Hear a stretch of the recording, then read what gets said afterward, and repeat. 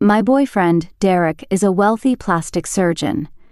But his most cherished treasure isn't some extravagant luxury item, it's a battered old celadon vase. One night, while I was streaming a live singing session, a mysterious viewer took notice of the vase sitting in the corner of my room. His offer? $10 million. I was ecstatic, thinking I'd stumbled upon the jackpot of a lifetime. Little did I know, this jackpot almost cost me my life. #1. Alright, that's it for tonight's stream. One last song, how about Moonlit Boat, an old classic?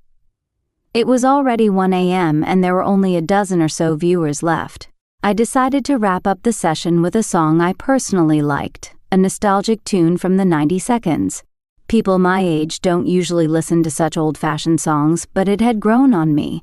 Derek often hummed it as a lullaby before bed, and over time, it became a favorite of mine. Derek, my boyfriend, is a plastic surgeon. He'd recently left for an overseas training program, so now I had to sing myself to sleep. Moonlit boat, oh moonlit boat, carrying the lullabies of a mother. Just as I finished the first verse, my audience count dropped to 0. I was about to end the stream when suddenly a viewer entered the room. I clicked on their profile. The username was user, with a default avatar and no personal details except for the male gender marker. Probably a bot, I thought.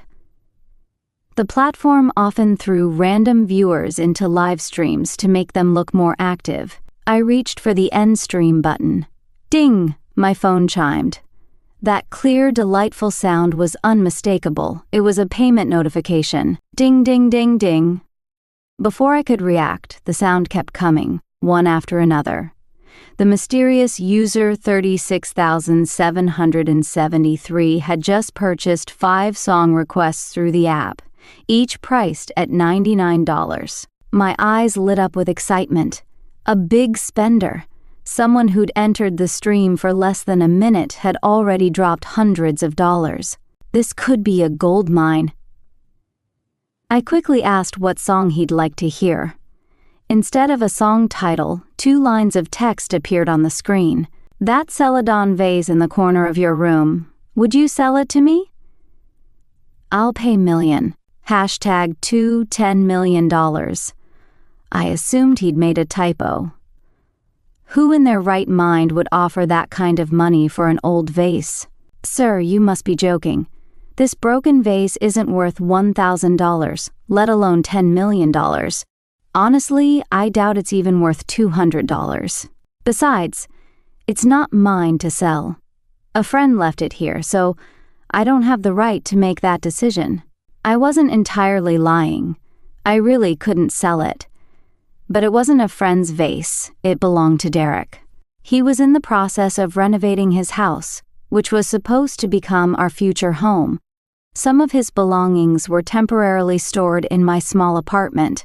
Of course, as a female streamer, admitting you're in a relationship is a big no-no, especially when there's a potential benefactor like this. I wasn't joking, the viewer replied.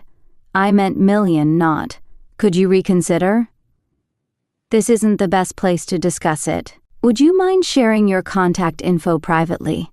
I was furious and disappointed. What a creep. Was this his way of flirting?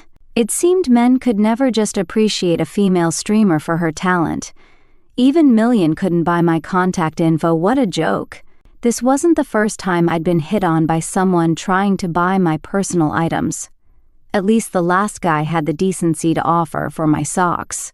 I glared at the screen, muttered a gross, and was about to block him when, ding ding, the sound came again, faster this time. My screen flooded with special effects as the viewer purchased more and more song requests. Purchased, purchased, purchased, purchased. He just maxed out the app's inventory for song requests, purchases in total. That was nearly. In less than a minute, this mysterious newcomer had dropped $99,000 on my stream. It won't let me buy more, he messaged. Consider this a down payment. "If you agree to sell the vase, I can transfer an additional $1 million as an advance tonight." I started shaking. My heart pounded in my chest and I felt like I might faint. This must have been what it felt like for someone to win the lottery. This guy, he wasn't joking. After taking several deep breaths, I cautiously asked, "Is it really worth that much?" The mysterious viewer didn't answer my question. Instead, he told me to privately send him my contact information if I was interested. Then, just like that, he left the stream. I turned to look at the vase. It sat quietly in the corner, partially visible during my stream because of the cramped space in my apartment. The vase was made of porcelain, its surface a soft, pale green, while the inside was unevenly stained with reddish-brown hues. It was large and deep, standing just over 3 feet tall. I could tell it must have been beautiful once. Even though it was dusty and covered in cracks, the glaze still shimmered faintly. But now, with its chipped edges and weathered surface, it looked downright pathetic. Yet, this broken-down vase was my boyfriend's most prized possession. Derek, as many in the beauty industry knew, was a famous name in the world of cosmetic surgery. His job put him in the top tier of earners. He lacked for nothing, yet he treated this vase like it was the most valuable thing in his life. Every time he came home, the first thing he did was polish the green porcelain surface with a special oil. "The inside doesn't need cleaning," he told me once. "The magic of this vase lies in the scent trapped within." I recalled what Derek once said, feeling utterly puzzled as I ended the live stream. After logging off, I sent my private social media handle to this mysterious viewer. Then I leaned my head into the porcelain vat. I had to see what was so extraordinary about it. Yuck! The inside reeked of something foul, musty, and fishy. But this revolting smell triggered an epiphany. I understood. This intense, moldy stench could only come from something with significant age. Derek had been hinting at something. This celadon water vat might just be a rare antique worth far more than $1 million. That viewer must have been betting on my ignorance, hoping to score a major bargain. Come to think of it, Derek really is modest. He didn't even clue me in. But I can understand. I'd visited his hometown before, a remote, impoverished area. He's the youngest and least favored child in a family with 4 useless older brothers. Now that he's accomplished, his entire family survives off him. If they knew he owned an invaluable antique like this, who knows what chaos that would bring. I tossed and turned in bed, unable to sleep, playing on my phone out of excitement. A small red dot popped up on my friends list, a notification that the mysterious viewer had sent me a friend request. Their profile still displayed no information, just a generic username and default avatar. I didn't accept. Instead, I copied the phone number displayed below and searched for it across various social media platforms. Persistence pays off. After what felt like forever, I finally found a blog linked to this number. I checked their following list. It was full of antique dealers and appraisal experts. This confirmed my suspicion. They were a middleman dealing in antiques. I rolled my eyes and ignored their friend request. Seriously, no one's going to take advantage of me. Derek isn't interested in online streaming and rarely watches it. And at this hour, he's definitely asleep. I decided not to tell him about any of this yet. Curiosity killed the cat. I had to know what kind of treasure could make these two people so obsessed that they'd offer $1 million for it? After much deliberation, I made a decision. Tomorrow, I'd find an expert to appraise the piece. I opened a local service app and booked an appointment with a highly rated antique evaluator for AM. That night, I couldn't sleep at all. I turned and twisted in bed until my eyes were red. Finally, the appointed time arrived. Knock, knock. The moment I heard the knock, I shot out of bed. "Coming, coming!" Standing at the door was an older gentleman with white hair and a white beard. He didn't seem like the friendliest type, but he exuded professionalism. "Come in, sir, please. I need your expert opinion on this item." He frowned, clearly unimpressed. "Sir, I'm your uncle, not your grandpa. This line of work ages you, you know." "Got it. Uncle, please have a look at this water vat." A celadon vat. Despite the chips and cracks, the craftsmanship and design aren't bad." He leaned in closer and gently touched the rim with his fingertips. "But it's new. Too new. Late that century, maybe early-th century." I was stunned. That couldn't be right. This was supposed to be an ancient relic. The old man stroked his beard, his expression sly. "Tell you what, young lady, I feel a connection with this piece. If you're willing to sell, I'll give you for it and even arrange transport myself. No hassle for you." As he pulled out his phone to transfer the money, I was furious and stopped him immediately. "You old rascal, trying to take advantage of me just because I don't know better? Let me tell you, someone offered me $1.5 million for this just last night, and I didn't even blink." Instead of getting angry at my outburst, he burst into laughter, snorting so hard he nearly blew a snot bubble. "Ha! $1.5 million. My gosh, lady, are you still dreaming? Look at those dark circles under your eyes." Uncle's advice: go back to sleep and see if you can continue that dream. He left, laughing heartily. Frustrated, I gave him a 1-star review. Of course, I wasn't about to give up. I sought out more experts. The city's biggest pawn shops, antique districts, renowned bloggers. I consulted them all, only to receive the same disappointing responses. "Stop reading too many fantasy novels. Are you out of your mind? Are you okay?" Yes. This plain-looking water vat had no miraculous twist worthy of some dramatic story. It was exactly what it appeared to be, a late-that-century piece, poorly preserved. The offers I received ranged from a mere to a maximum of. I felt like I'd fallen from the peak of a mountain to the bottom of a valley. What the heck? Why was Derek so fond of this vat? And why would someone offer $1 million for it? I couldn't tell if the mysterious viewer was messing with me or being serious. All I knew was that I had to solve the mystery of this celadon vat. I reopened the friend request I had ignored yesterday. "You've added WXID. You can now start chatting." "Hello, I've discussed it with my partner. We're willing to sell." The response was instant. They sent me an OK emoji. "Can I pick it up myself?" "Sure, but it requires a deposit." "Can you accept that?" I deliberately made an outrageous request. I didn't hold out much hope, thinking the other party was probably just some bored lunatic.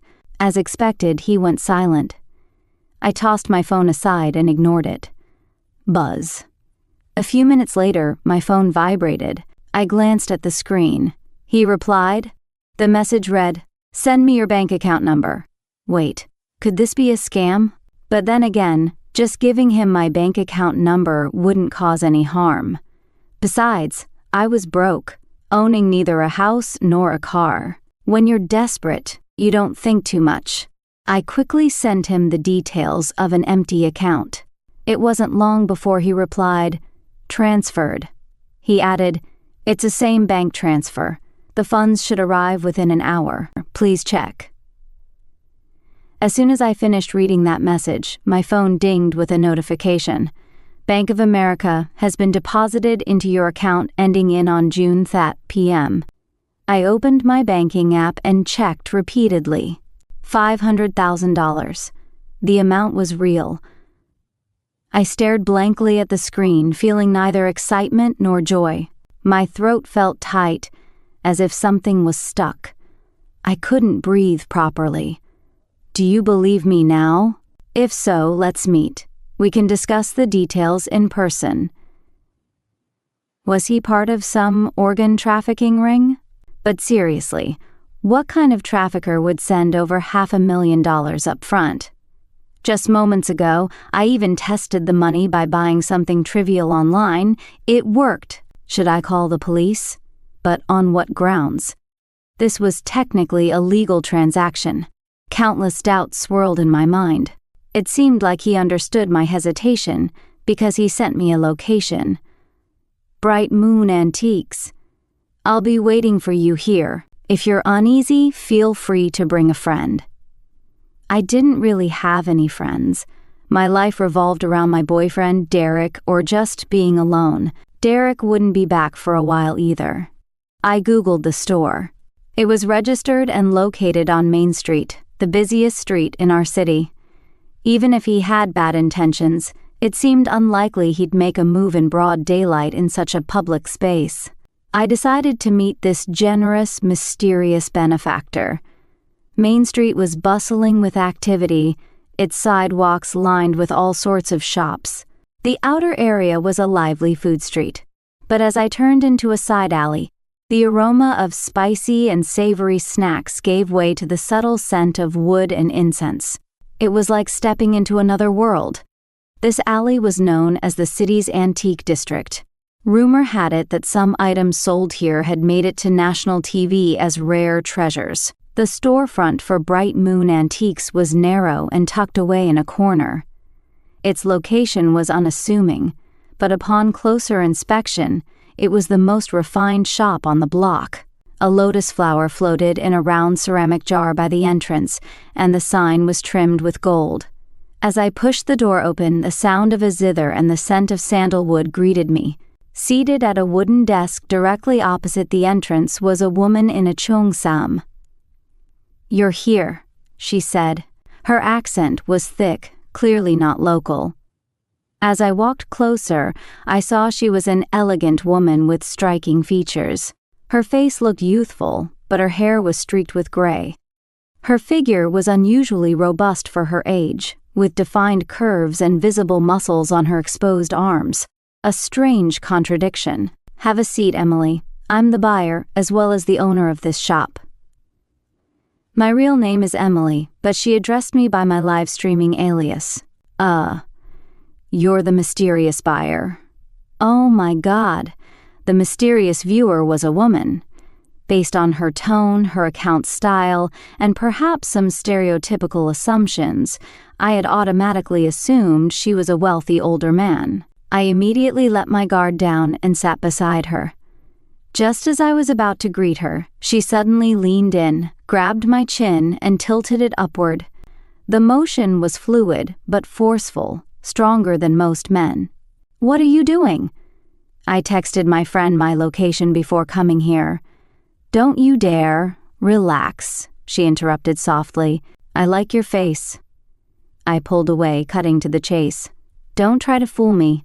I had the vase appraised. It's not worth anything close to $1 million. Why would you offer such a price? What's your real agenda here?" The woman in the cheongsam looked puzzled. When did I ever say it was a valuable antique? As for the price, value is determined by the buyer. To me, it's worth far more than million. By the way, you mentioned it was left by a friend. Where is this friend of yours? Her eyes were sharp, piercing right through me. I felt a wave of guilt. The truth was, I didn't just meet her out of curiosity. I needed money, an amount I couldn't possibly earn on my own. My father had racked up gambling debts, and my mother had abandoned us.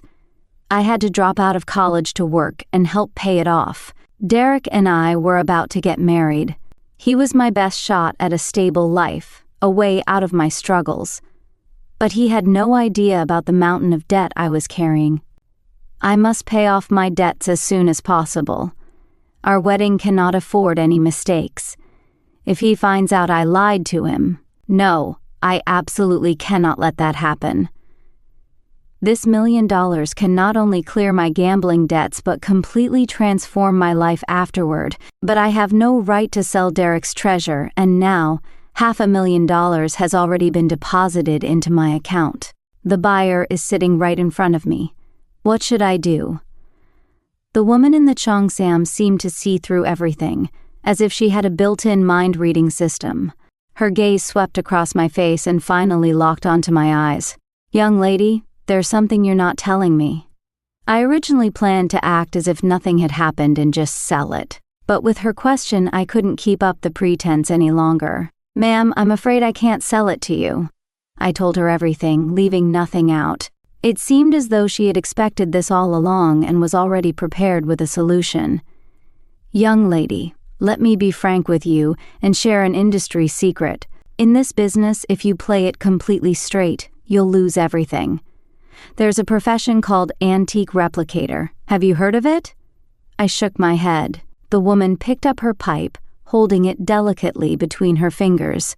As she puffed smoke, she explained, "With modern technology being so advanced, any antique can be replicated. The closer the original is to modern times, and the less well-known it is, the easier it is to reproduce an indistinguishable copy." Then, she opened her phone and showed me a screenshot from my live stream, zooming in on the corner where the green porcelain jar was displayed. "Quite coincidentally, this jar of yours is a perfect candidate for replication." In the haze of smoke, she looked like the serpent tempting Adam and Eve to taste the forbidden fruit. "It won't take more than a month to replicate. Besides, no amateur would ever be able to tell the difference with the naked eye." "Your fiancé? He doesn't know much about these things, does he?" That last sentence broke me completely. I glanced at the calendar. Derek's return was exactly a month away. All right. After a brief hesitation, I made up my mind. Fine. I'll have someone deliver it to you today. "Please, ma'am, help me out." She squinted her eyes, smiling faintly. Who's helping whom remains to be seen. Before leaving, I couldn't help but ask one more question. That question, however, pulled me deeper into this elaborate game. I asked her, "Why is this piece so important to you?" She stood up and leaned in close to whisper in my ear, "Because it was mine to begin with. Your fiancé took something he should never have taken. Young lady, be careful of the man you share your bed with." A chill ran down my spine, but no matter how much I pressed her, she wouldn't say another word. The woman flipped the open sign on her shop door to closed. "That's all for today, Emily. Take care." On the way home, my mind was a whirlwind of emotions. Her cryptic warning left me both puzzled and frightened, but the sudden windfall had me so giddy I couldn't think straight. In the end, the lure of money triumphed over my fear. I used the funds to clear my debts and locked the rest into a savings account. There was no turning back now. For the first time, I felt the power of money. No more sleepless nights worrying about debt. No more asking Derek for pocket money. No more exhausting live stream sessions just to chase a bit of traffic. I could even shop without looking at price tags. It was blissful. In the middle of the night, I would sometimes wake in a cold sweat. What if Derek discovered I secretly sold the jar? What would happen? But the overwhelming joy drowned out my anxiety. I found countless ways to reassure myself. He loves me so much. Can a jar be more important than me? If worse comes to worst, I'll just get him something similar to replace it. It was just an old porcelain jar from the late 19th century. Nothing more. The tug-of-war between excitement and unease continued, but all my fears evaporated the day I received the delivery call. "Delivery service here, can someone buzz me into the building?" "Big delivery for Ms. Emily, hurry up, I've got another stop to make," when I received the replica. I was even more thrilled than when the money hit my account. The weight lifted off my chest made me feel lighter than I had in ages. It looked so real. In fact, it was indistinguishable from the original. Before handing the jar over to the shop owner, I had meticulously taken photos of the original. Comparing them side by side now, they were identical. Even the cracks matched perfectly in length and direction. It was heavy and felt just as authentic as the real thing. Modern technology is truly incredible, I marveled. The last remnants of my anxiety vanished into thin air, and I began savoring my new life. The antique shop owner disappeared from my world, and the mystery of the porcelain jar faded from my mind. Until the doorbell to my apartment rang, Derek had returned. 3 days early. I opened the door to see his tired face. Derek was pale and slender. 10 years older than me, he didn't have the social life typical of his age. Aside from work, he spent most of his time at home reading. His lack of exercise and sunlight made him look younger than he was. Seeing me, he forced a gentle smile. "Emily, I've missed you." I nestled into his arms, refusing to let go. "Emily, why are you being so clingy this time?" I missed your cooking." "All right, I'll tidy up first." He said he'd tidy up, but in truth, he hadn't even taken off his shoes. He forgot to put his suitcase down and carried it over to the porcelain jar.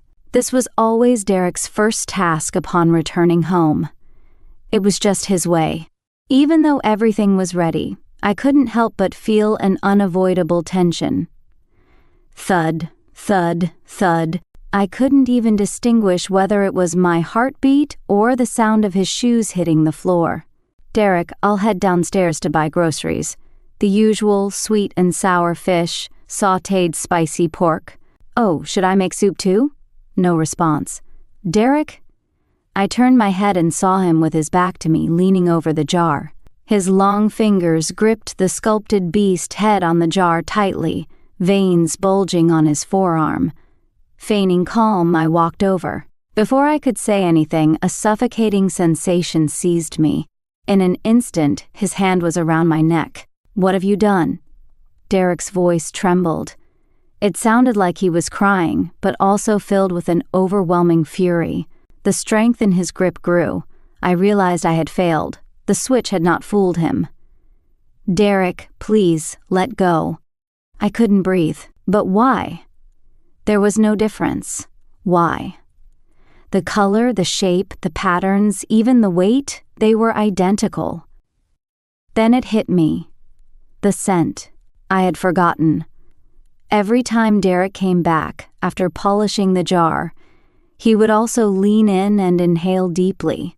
The beauty of this jar lies in its scent. He released me, and before I could catch my breath, a stinging slap landed on my face. "Derek, you hit me. You betrayed me." His bloodshot eyes stared directly into mine. "Yes, I hit you. Emily, I not only dare to hit you, I dare to kill you.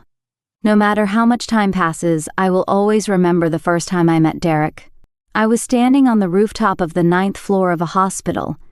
"Miss, don't jump. There's always a way out. The police have already negotiated with the clinic. You can either get your money back or have the procedure redone." "Don't come any closer," I screamed until my voice was hoarse. "Even if they redo it, it'll never be the same again." At the time, I had just dropped out of college, dreaming of becoming a live streamer and living off my looks.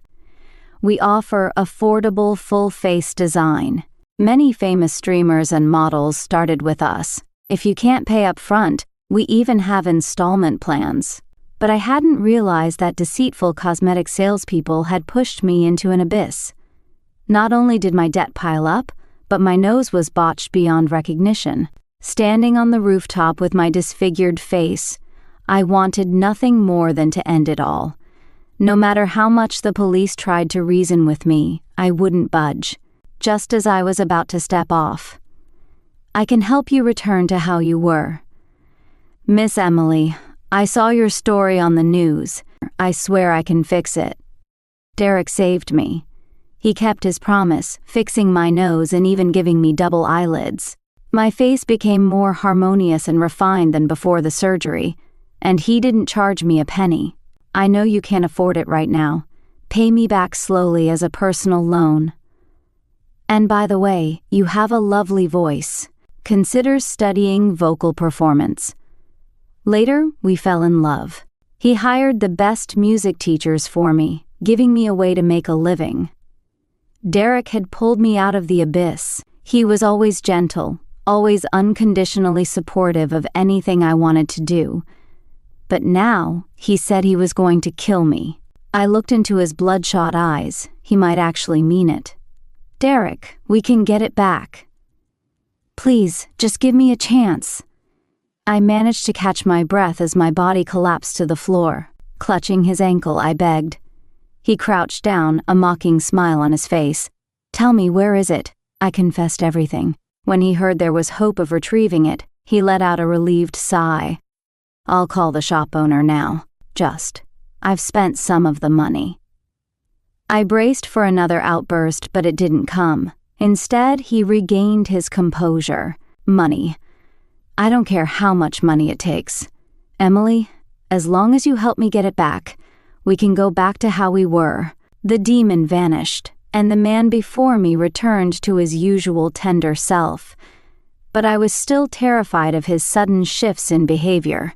The shop owner said he had taken something he shouldn't have. Was it the jar? Everything about this felt bizarre, but all I wanted was to escape.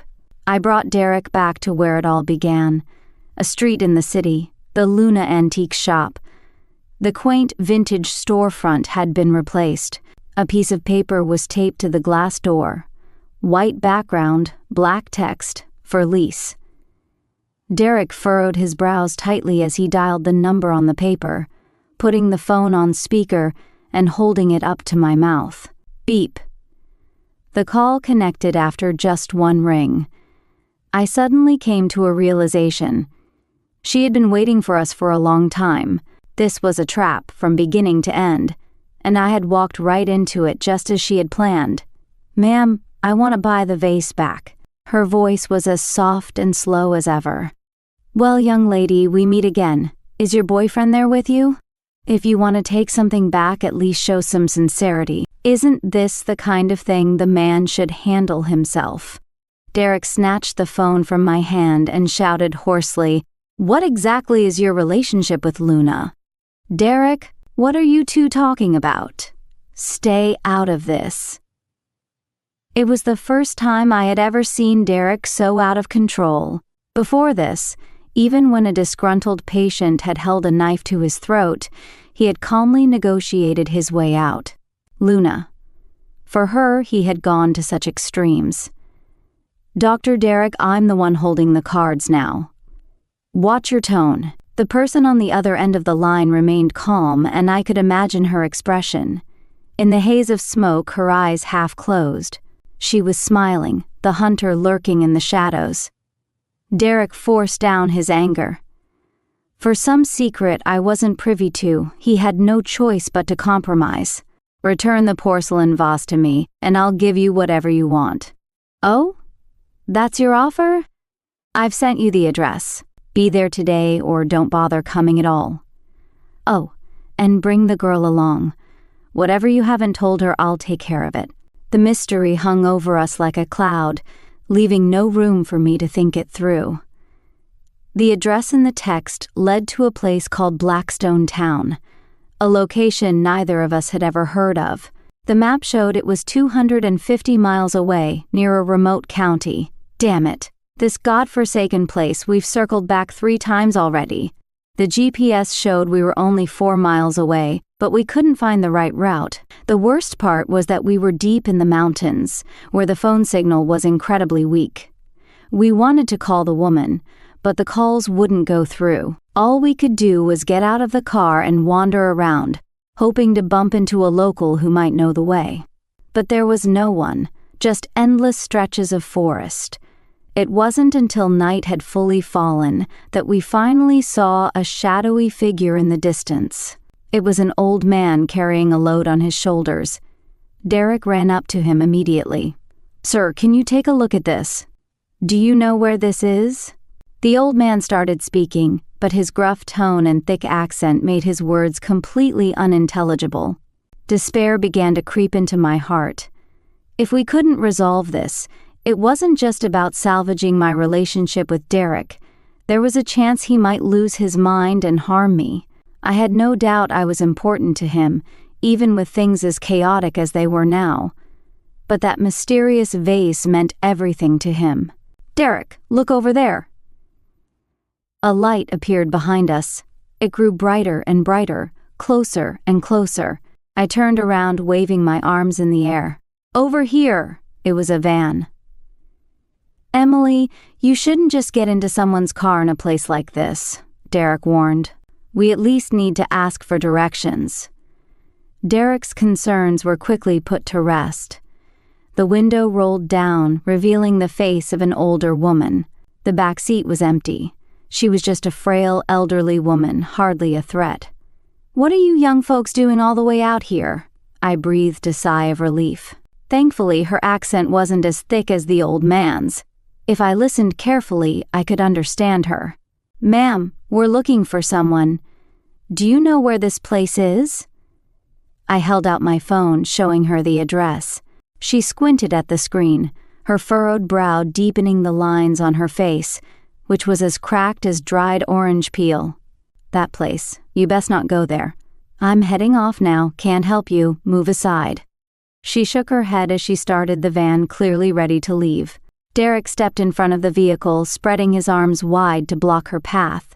"You kids, I'm not lying to you. That place is no good." Derek gave me a look, and I quickly opened the door and climbed into the van. "Ma'am, even if we're not supposed to go, can't you at least give us a reason? Help us out, and we'll make it worth your while. Even if you paid me a fortune, I wouldn't dare. There's no one left in that area. It's an old abandoned factory run by some gang." She looked troubled, her whole face scrunched up like a knot. "How about this? Just take us nearby. You don't have to get out of the van. We'll take responsibility for whatever happens." While she hesitated, Derek climbed into the van as well. He pulled out a wad of cash he had prepared in advance and slipped it into the space next to her seat. The woman paused for a moment, then took the money. "Such recklessness. Even death himself couldn't stop you if you're determined to go." The van roared to life. The mountain road was rough and riddled with potholes, making the ride feel like a roller coaster. After everything that had happened that day, my body and mind were exhausted. My eyelids grew heavy. Just before I fell asleep, Derek leaned in close to my ear. His tone was unusually soft, almost tender. "Emily, we've made a mistake." I didn't catch the rest of what he said. Before losing consciousness completely, I glanced at the rearview mirror. The old woman was looking at me too. Her gaze carried a faint smile. It felt oddly familiar. Click, click, click. The sound of heels striking the floor woke me. I opened my eyes, but all I saw was darkness. When I finally came to, I realized something was covering my head, and my body was tied to a chair. Losing my sight heightened my sense of hearing. I was in an empty, cavernous space. The echoes of footsteps, the dripping of water, and then, "Oh little moonboat, oh little moonboat, carrying my mother's melody," sailing into my cradle, glowing softly with her gentle light, just like my mother, smiling at me with her crescent eyes. Whose voice was that? It was Derek. I couldn't make out what he was saying, just muffled sounds of distress. I struggled and shouted, "Derek! Derek, what's happening to you?" In the next moment, the covering on my head was lifted. In front of me was the face of an old farm woman. She raised her hand. Her hand was pale and smooth, completely unlike the weathered face it belonged to. The farm woman pulled at her face. Piece by piece, like peeling an orange, her features were stripped away. The nose, the chin, the cheeks. When the final layer fell, I saw the true face behind the mask. It was Grace, the owner of the antique shop. The familiarity suddenly made sense. The deliberately lowered voice, the awkward accent, and most of all, those smiling, knowing eyes. "Auntie, you." I glanced down at the ropes binding me, and then back at her. Ignoring my confusion and shock, she sidestepped away. My view finally cleared. What I saw was a sight I would never forget. Directly in front of me, not too far away, sat another chair. On it was Derek, tied up just like me. We were seated face to face, as if looking into a mirror. But there was one stark difference. His wrists were torn and bloodied, crimson drops dripping onto the floor. Behind him stood a large porcelain vase, silently watching over the scene. It seemed Derek had woken up before me. His mouth was stuffed with a cloth, and he was struggling desperately. The last time I had seen this woman, she was dressed elegantly in a cheongsam. Now, she wore coarse, mud-streaked clothes, her entire figure coated in filth. We were in a massive warehouse. Pale moonlight streamed in through a skylight, casting a ghostly glow on her face. The vitality and elegance she once had were gone, replaced by something unnervingly sinister. "Auntie, what's going on?" I didn't do anything?" I wanted to shout in anger, but the warmth in her smile disarmed me. I couldn't see her as a villain. As she turned to face Derek, her soft gaze sharpened into a deadly glare. "What did you do? Where is my daughter?" "Talk!" She ripped the cloth from his mouth and yelled, her voice hoarse with rage. Derek quickly recovered, staring directly at her before breaking into wild laughter. "Ha ha ha ha ha! Grace, I never thought I'd meet you like this. 10 years ago I saw your photograph, but now I can barely recognize you. Ah yes, the photograph. Let me think. Oh, it was at that gala. Back then, Luna was just a little girl." Slap. Her hand struck his face. "Ow! You've got quite the strength, ma'am. Calling you ma'am doesn't feel quite right. Maybe I should call you mother-in-law today. But Luna isn't like you. She's always so gentle, her voice, her touch, and you beast, monster, scum." The Grace Derek was mocking, the elegant shop owner, now radiated murderous intent. "For someone who lived abroad for so long, you've certainly picked up Chinese insults well." Thud. This time, her fist collided with his face. Derek spat out a mouthful of blood, mixed with bits of red tissue and even a tooth. Grace was surprisingly strong, far more so than an average woman. "Derek!" Despite everything, I still had feelings for him. Grace turned her gaze to me. "Even now, do you still love him?" "I don't know, but he helped me. Can't you let us go? We don't want the vase anymore." "Dear, you must have so many questions." She pulled out her phone. "Look at this." The screen displayed an old photograph, scanned and faded, its sepia tones lending it a nostalgic charm. In the picture was a young girl with glossy black curls, wearing a sky blue camisole. Her face, it was identical to mine, my daughter Luna. My husband was Chinese American. We lived a luxurious, peaceful life abroad, but Luna, stubborn as she was, insisted on returning to the States alone to open a record store. I finally convinced her to come back, but not long after, she vanished. Along with her, the family's porcelain vase disappeared too. You're innocent, but this is my only lead. Your voice, even more than your face, is uncanny. When you don't speak, you resemble her sevenfold. When you do, it's ninefold. That voice, it's identical. This man never helped you. He was only helping himself. And then it all clicked. The reason Derek had fallen in love at first sight with me after seeing my disfigured face on a news segment, the way he always praised my voice as beautiful and mesmerizing. A voice alone isn't enough to make someone fall in love with another person. Unless, of course, it's the voice of a past love. "Derek, my daughter, where is she?" Using the last ounce of her strength, she screamed those words. Then her voice, along with her body, grew weak. This mother, decades older than us, knelt before Derek. Her anger dissolved into desperate pleading. "Young man, please, just tell me where Luna is. Or, is she even still alive?" Ha ha ha ha ha. Unbelievable. Derek's laughter echoed through the empty warehouse, reverberating over and over again. I met Luna when I was she was my whole life. She pulled me out of the gutter. Let me ask you, have you ever lived a life so miserable you couldn't stand the daylight? Have you? You say you love her, but how is my love any less than yours?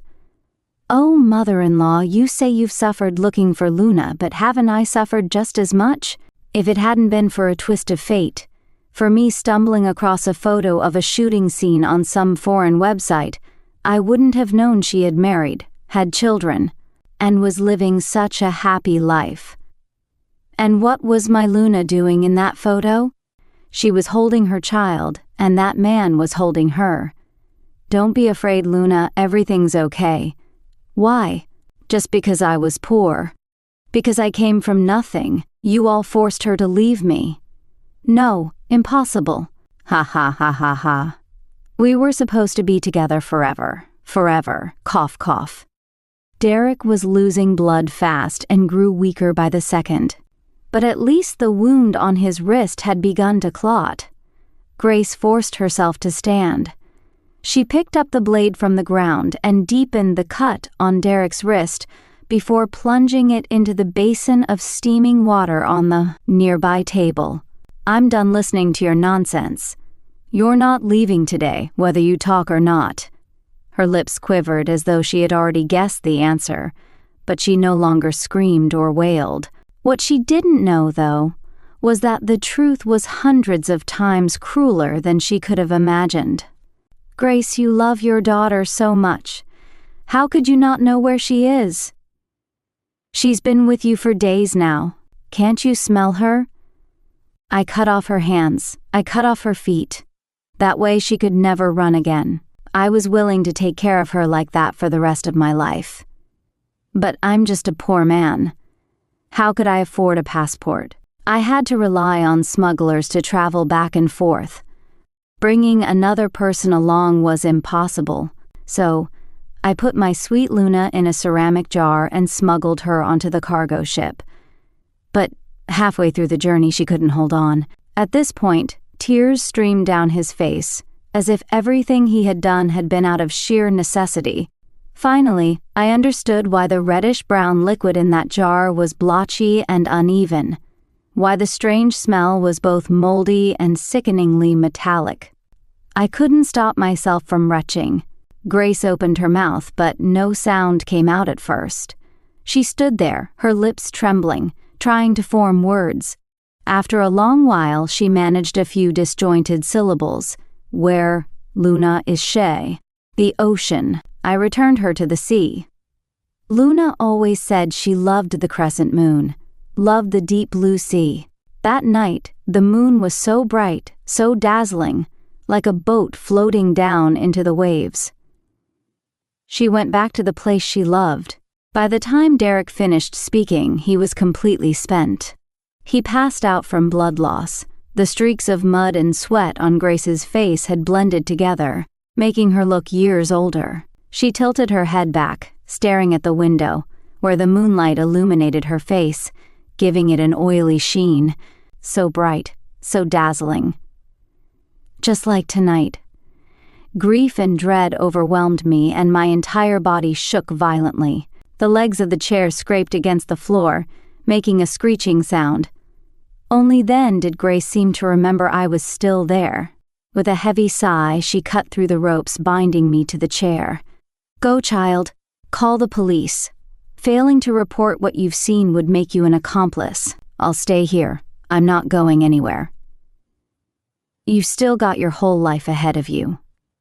Once outside the warehouse, I noticed a gap in the barbed wire fence on the left. I crawled through the gap and made my way through the woods. When you see a broken street lamp, slide down the small hill to its left. That'll lead you to the main road. From there, it's about an hour's walk to the police station. The street lamp flickered, its light unstable, and my vision blurred. My legs felt heavy, and I could only move forward on autopilot. At my feet was the slope. All I had to do was slide down. A crazy thought popped into my head. I wanted to let her go. But Grace's words echoed in my mind. You've still got your whole life ahead of you. Failing to report what you've seen would make you an accomplice. You'll go to prison. You'll go to prison. Another voice questioned me over and over. Are you really going to report this? This place was deserted. There was no signal, no one around, not even a single surveillance camera along the way. I could just leave, find the nearest motel and take a shower. I was the only eyewitness. I once had a mother too. But my mother, she wasn't like her. On the day she discovered that her father owed gambling debts, she fled overnight. Even a mother like mine, when I fell and hurt my leg while playing, would shed tears of pain. It's a mother's instinct. But Grace's daughter, that bright and kind-hearted girl, was turned into a mutilated corpse. Her broken body, unable to rest in peace even in death, was thrown into the icy ocean. It was nothing more than the instinct of love transforming into the hatred of killing. What was so wrong about that? Thinking of this, I steeled myself and started running back. From this moment on, I was truly awake. I had to tell her, "Grace, your life still has a long way to go." When I returned to the warehouse, it was eerily quiet. Derek's lifeless body lay there, incapable of speaking. But Grace was gone. "Grace, I'm back. You should run. I didn't call the police. Grace?" "Gra!" Underneath the porcelain jar, a bottle of pesticide lay tipped over, spilling onto the floor. Inside the porcelain jar, Grace was curled up at the bottom, like a fetus in a womb. Her daughter came from her flesh and blood. She departed within her daughter's flesh and blood.